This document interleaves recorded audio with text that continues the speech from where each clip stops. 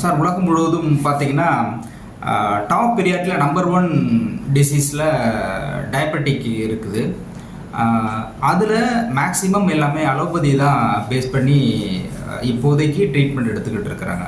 Allopathy தவிர மருந்து மாத்திரைகள் இல்லாத ஒரு மெடிசன்ஸ், அந்த மாதிரி மெடிசன்ஸ் வேர்ல்டு வைடு நிறைய இதில் சர்ச் பண்ணிகிட்டு இருக்காங்க. ஆனால் அந்த அளவுக்கு போதுமான அளவுக்கு அவங்களுக்கு சாட்டிஸ்ஃபைட் ஆகிற மாதிரி ட்ரீட்மெண்ட் இல்லை அப்படிங்கிற தரவுகள் அப்படி தான் வருது. பட் அதையும் தாண்டி வித்தவுட் மெடிசன்ஸ் ஹீலிங் மெத்தடில் மணிப்பூரக சக்ரா, 7 சக்கரா மணிப்பூரகம், சோலார் பிளக்ஸ் சக்கராவை தூண்டுவதன் மூலமாக டயபெட்டிக்கை சரி செய்ய முடியும் அப்படின்னு சில ரிப்போர்ட்டுகள் வந்திருக்கு. சிலர் க்யூர் பண்ணியும் அந்த ரிசல்ட் காமிச்சிருக்காங்க. இது உண்மையா? டயபெட்டிக் பேஷண்ட்டுக்கு without medicines we can cure by the stimulate the solar plus chakra. Is it possible sir? கண்டிப்பாக பாசிபிள் தான். அதாவது டயபெட்டிஸ் அப்படின்னா is the one of the major problems growing day by day throughout the world. உலகம் முழுசுமே இந்த பிரச்சனை அதிகமாகிட்டே இருக்குது. இதனால் பாதிக்கப்படுறவங்க விகிதம் அதிகமாகிட்டே இருக்குது. அடல்ட்ஸ் பாதிக்கிறத போய்ட்டு இப்போ யங்ஸ்டர்ஸும் இதனால பாதிப்புகள் நிறைய வராங்க. ஜுவனைல் டயபெட்டிஸ் அளவுக்கு வந்துருச்சு இப்போது. அப்படி டைப் 1 டைப் 2 அப்படிங்கிற நிறையா இருக்குது. But according to Siddha Ayurveda முறைகளில் வந்து இந்த மதுமேகம்னு சொல்லுவோம் அந்த நோய், இது பல வகைகளாக இருக்குது. பட் இந்த மருந்துனால குணப்படுத்த முடியாது அப்படின்னு சொல்லிட்டு வேர்ல்டு கார்டன் டெக்ளேர் பண்ணியிருக்கு.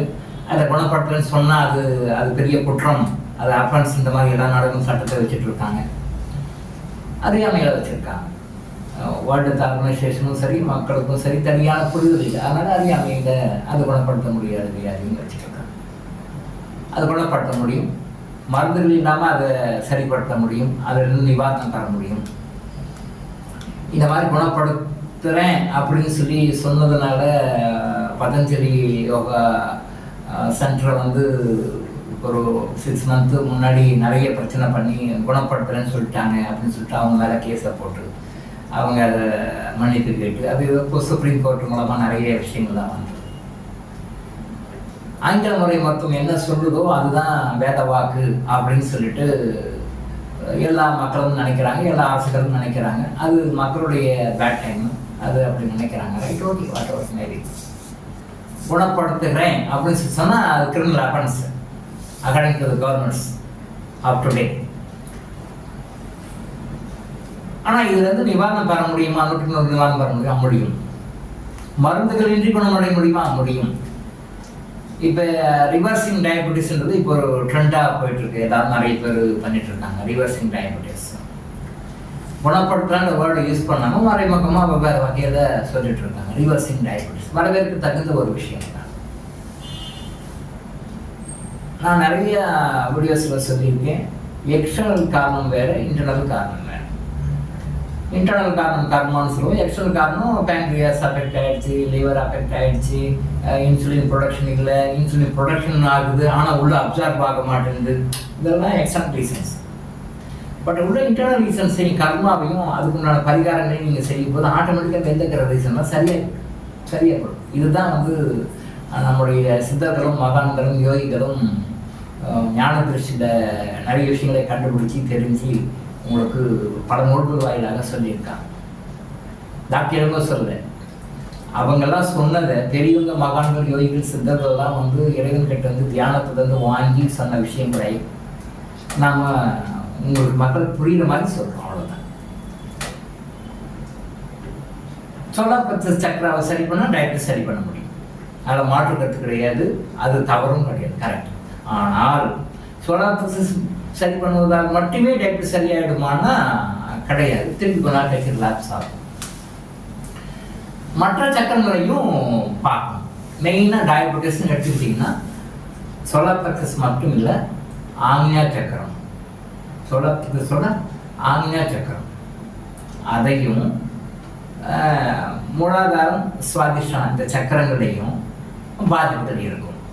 எப்பயுமே ஒரு நோய் பாதிச்சதுன்னா எந்த நோய் பாதிக்குதோ அது சம்மந்தப்பட்ட சக்கரா தான் அஃபெக்ட் ஆகிருக்குன்னு நம்ம எல்லாரும் கான்செப்ட் பண்ணுவோம். அது தவறு கிடையாது. பட் அது தவிர மற்ற சிஸ்டம்களும் இருக்கும்.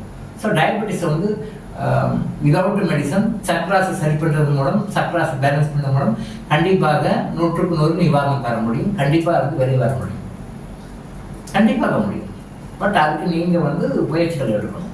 பட் அந்த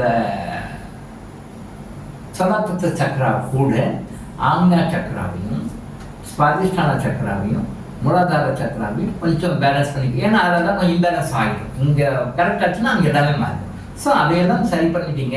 அது யோக முறையிலையோ தியான முறையிலையோ மற்ற சில கிறிஸ்டல் பயன்பாட்டு மூலமாகவோ ஏதாவது ஒரு முறையில் நீங்கள் அந்த சக்ராவை சரி பண்ணிட்டீங்க அப்படின்னு சொன்னால் ஆட்டோமேட்டிக்காக உங்கள் சுகர் சிஸ்டம் பாடியில் பேலன்ஸ் ஆகிடும், எண்டோக்ரைன் சிஸ்டம் பேலன்ஸ் ஆகிடும். நீங்கள் நார்மல் லைஃபுக்கு வரலாம். Reversing diabetes is definitely possible. It is இம்பாசிபிள்லாம் கிடையாது, டெஃபினெட்லி பாசிபிள். ஸோ சக்ரா வந்து மேஜர்லி அஃபெக்டட் வந்து அந்த சோலார் சக்ரா அஃபெக்ட் ஆனால் என்ன பாதிக்கும் அப்படின்னா நாட் ஒன்லி பேங்க்ரியாஸ், லிவர் பாதிக்கும், இறைப்பை பாதிக்கும், ஸ்டமக்குன்னு சொல்கிறேன் இல்லையா, ஸ்டமக்கு பாதிக்கும், டைஜஸ்ட் சிஸ்டம் பாதிக்கும். ஸோ மெயினாக வந்து improper digest system is the main cause of diabetes. Digest system வந்து நம்ம சாப்பிட்றோம், டைஜஷன் ஆகிடுது, டாய்லெட் போகிறோம், மோஷன் கிளியர் ஆகிடுது, ஃப்ரீன்னு நம்ம நினைக்கிறோம். அப்படி இல்லை. டைஜஷன் சிஸ்டத்தில் நிறைய வேரியன்ஸ் இருக்குது. அந்த டைஜஷன் சிஸ்டத்தில் வர ஒரு ப்ராப்ளம் தான் டயபெட்டிஸாக பின்னாடி பரிணமிக்கிறது. டயபெட்டிஸாக பின்னாடி வருவது ஆரம்பத்தில் அஜீரண கோளாறில் ஆரம்பிக்கும், பசி குறைவில் ஆரம்பிக்கும், பசி இன்மையில் ஆரம்பிக்கும். இதெல்லாம் ஆரம்பிச்சுட்டு தான் டயபெட்டிஸ் வரும். எடுத்தோடனே ஓவர் நைட்டில் டயபெட்டிஸ் வராது. ஆனால் நம்ம இந்த மாதிரி சிம்டம்ஸ் இருக்கும்போது அதை நம்ம கண்டுக்கிறத விட்டுருவோம். அது பெருசாக எடுத்துருக்கீங்க. ரொம்ப சீரியஸாக போன பிறகு தான் பிளட்டை டெஸ்ட் பண்ண சார் சுகர் இருக்குது சார், யூரின் டெஸ்ட் பண்ண சார் சுகர் இருக்குது சார் அப்படின்னு சொல்லிட்டு அது மாதிரி ஸோ சோலார் சக்கரத்தை மற்ற இப்போ நான் சொன்ன மற்ற 3 சக்கரங்களையும் நீங்கள் முறையாக யோக முறையிலையோ தியான முறையிலையோ கிறிஸ்டல் முறையிலையோ மற்ற எந்த முறையிலையோ நீங்கள் அதை சரி பண்ணிட்டீங்க, கரெக்ட் பண்ணிட்டீங்க அப்படின்னா கண்டிப்பாக சுகர் வந்து முழுமையாக உங்களை விட்டு வெளியே போயிடும்.